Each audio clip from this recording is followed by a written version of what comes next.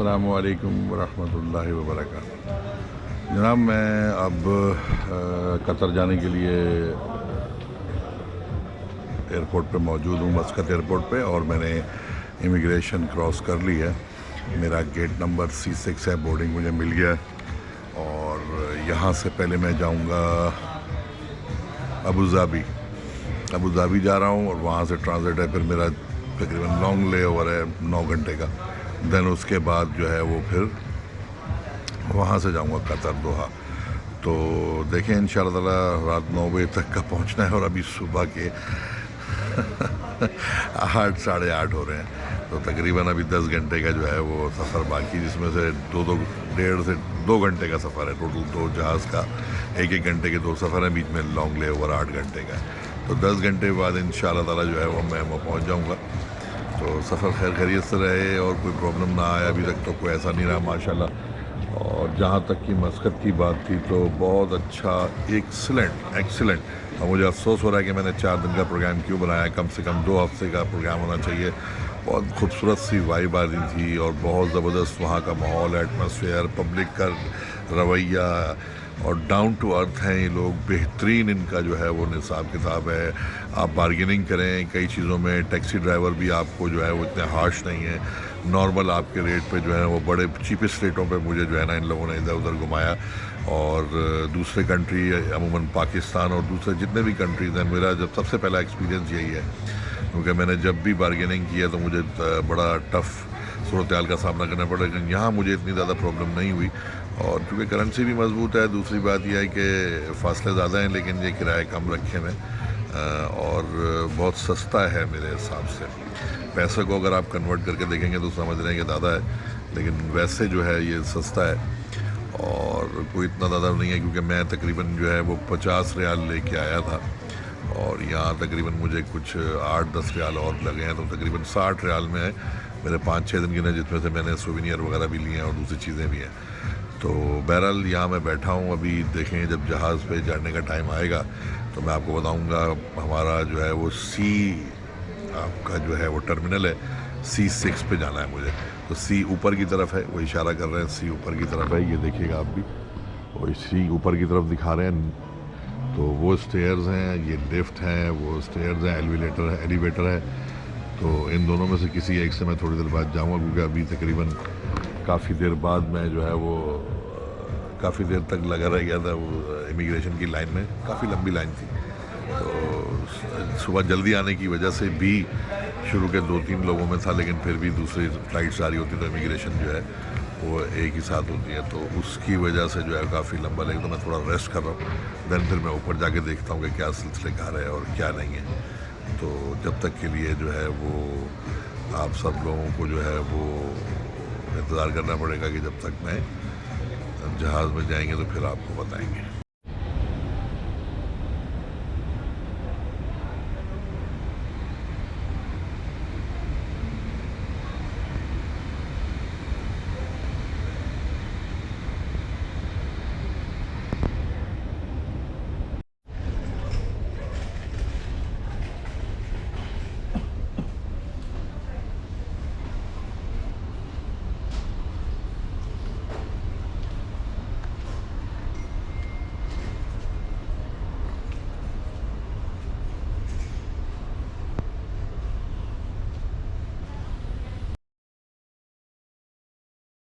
बस क्या हाल है, ठीक ठाक है।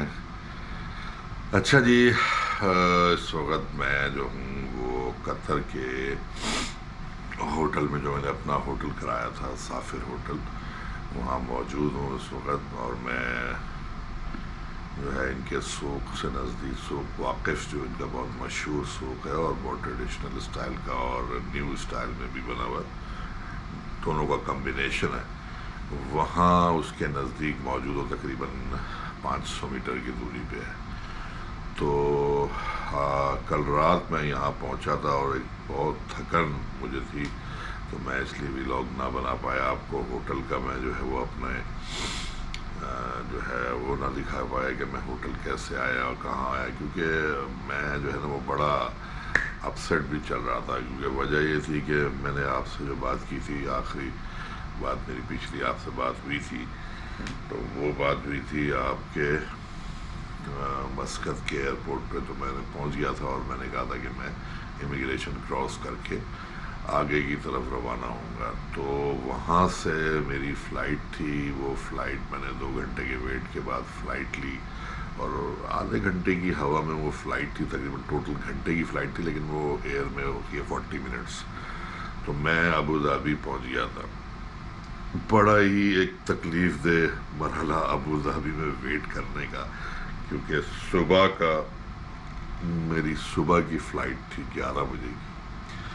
तो 12 बजे मैं जो है वो पहुंच गया था मस्कत के टाइम पे अबू धाबी, लेकिन अबू धाबी 1 घंटा पीछे था मस्कत, और उसका टाइम सेम था। तो 12 बजे भी अबू धाबी में भी 12 थे और मस्कत में भी 12 बज रहे थे। तो वो 12 बजे वहाँ मैं पहुँच गया।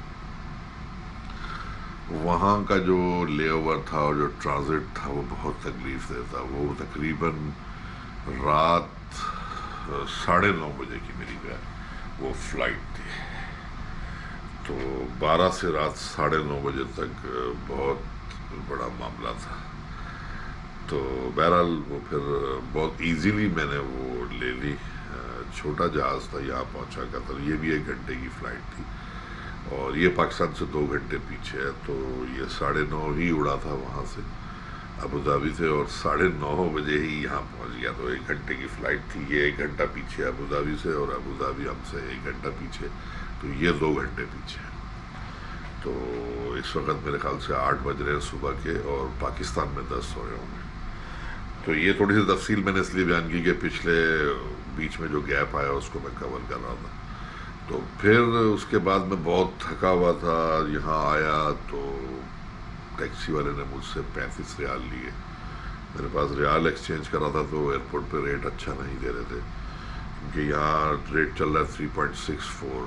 तो मतलब अगर 100 रियाल आप लेते हैं तो 364, और अगर आप 100 अगर आप वो देते हैं डॉलर, तो आपको 365 रियाल मिलते हैं। तो 364 रियाल मिलते हैं, लेकिन एयरपोर्ट पर टैक्स वैक्स काट के मुझे वो 349 रियाल दे रहा था। तो मैंने वहाँ एक्सचेंज नहीं कराया। बाहर आया तो फीफा की जो है गाड़ियाँ वाड़ियाँ नहीं थी, क्योंकि वो वर्ल्ड कप ख़त्म हो गया, तो बसेस भी नहीं थी। तो मैंने फिर वो एक टैक्सी कराई, तो उसमें तकरीबन उसको $10 मैंने दिए। तो उसने तकरीबन जो है उसके 350 355, यानी कि वो 35 रियाल उसके जो है बनते थे। उसने मुझे कहा, तो मैंने उसको बोला डॉलर है, तो उसने कहा $10 मुझे दे दीजिएगा। तो उसने मुझे छोड़ दिया, और यहाँ मैं पहुँचा तो मैंने चेक इन किया ईज़िली। अच्छा होटल है, बहुत आरामदेह होटल है, बहुत अच्छी नींद मैंने रात को की है, और बहुत ज़बरदस्त है। इसमें कंपलसरी ब्रेकफास्ट भी है, जो मैं भी करने जाऊँगा, आपको दिखाते हैं अभी ब्रेकफास्ट। और उसके बाद सुहाना है, स्विमिंग पूल है, इसके अलावा अदर फैसिलिटीज़ हैं। काफ़ी अच्छा होटल है, क्योंकि 4 स्टार होटल है। तो मैं प्रेफर करूँगा कि अगर आप बजट ट्रैवल कर रहे हैं तो भी आपके लिए बेहतर होटल है, बहुत अच्छा होटल है।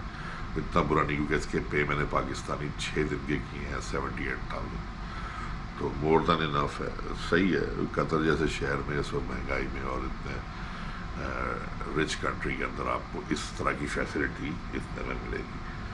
तो इस तरह का कुछ जो है वो सीन है। तो अभी चलते हैं नाश्ते के लिए, तो मैं फिर आपको नाश्ता भी दिखाता हूँ कि नाश्ता ये किस तरह करा रहे हैं। बाहर का सीन भी मैं आपको चेक कराता हूँ। आइए जी, बाहर का सीन भी चेक कराया। कुछ इस तरह मेरी विंडो से जो है वो ये दिख रहा है। काफ़ी कंस्ट्रक्शन हो रही है अभी भी मज़ीद, और बनेगी।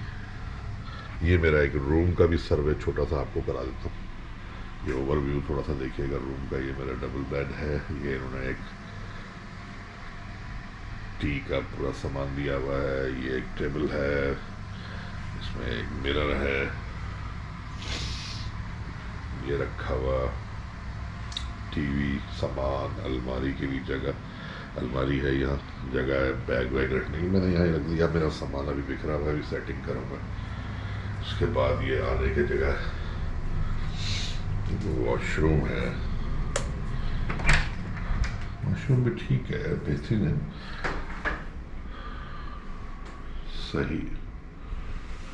तो बहरहाल अभी बस नाश्ते के लिए पहुंचेंगे, नाश्ता के लिए जाते हैं, फिर देखते हैं नाश्ते में क्या क्या है, वहाँ पहुंच के फिर आपको बताते हैं। जी जनाब, मैं इस वक्त यहाँ नाश्ते के पास आ गया, मेज़नाइन फ्लोर है इनका, तो मैं नाश्ते पे पहुँच चुका हूँ। तो अभी मैं यहाँ नाश्ते पे जाऊँगा, इनको बताऊँगा, तो ये बताएंगे। हमारे रूम में 717। तो ये मैं एंटर हो गया हूँ, तो देखिएगा यहाँ कुछ ऐसा सीन है। अच्छा, काफ़ी बड़ा हॉल है, स्टार्टर्स है, जूसेस, कॉर्नफ्लेक्स, एंड देन ये सैलड पोर्शन है, फीता चीज़ और ये वो cucumber salad, and this is also beef लहम। ओके, ये बकरे का गोश्त लहम है, and chicken sausages, always chicken sausage, not the beef sausages. Beef sausages होते हैं, तो चलो देखते हैं। ये ऊपर ब्रेड्स वगैरह और दूसरी चीज़ें रखी हुई हैं, लेमन है, तो इस तरह का कुछ सीन है। और ये पूरा एक सिटिंग एरिया है, ठीक है, कॉन्टिनेंटल इसमें ब्रेकफास्ट दे रहे हैं, और इसमें जो है कॉन्टिनेंटल ब्रेकफास्ट ही होता है अमूमन। बहुत कम जो है वो लोग जो है वो इस तरह का वो देसी खाना या कुछ इस तरह का देते हैं, कुछ लोगों को पसंद नहीं है। तो मेरे ख्याल से ग्लास, ओह यस, ग्लास देख रहा था मैं, तो मैंने कहा ग्लास तो चेक करें for the juice. Mango, that's a flavoured.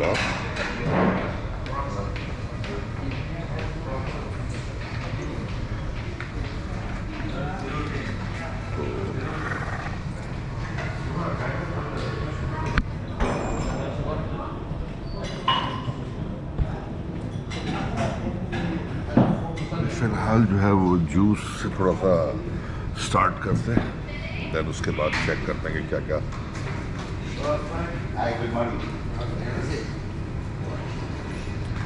तो यहाँ साफिर होटल में आपका ब्रेकफास्ट है, और ब्रेकफास्ट जो है वो मैं कर रहा हूँ।